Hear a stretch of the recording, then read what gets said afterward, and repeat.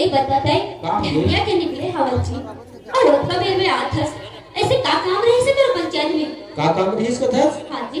अरे हमारे गांव में मेला मनाया बस जानी।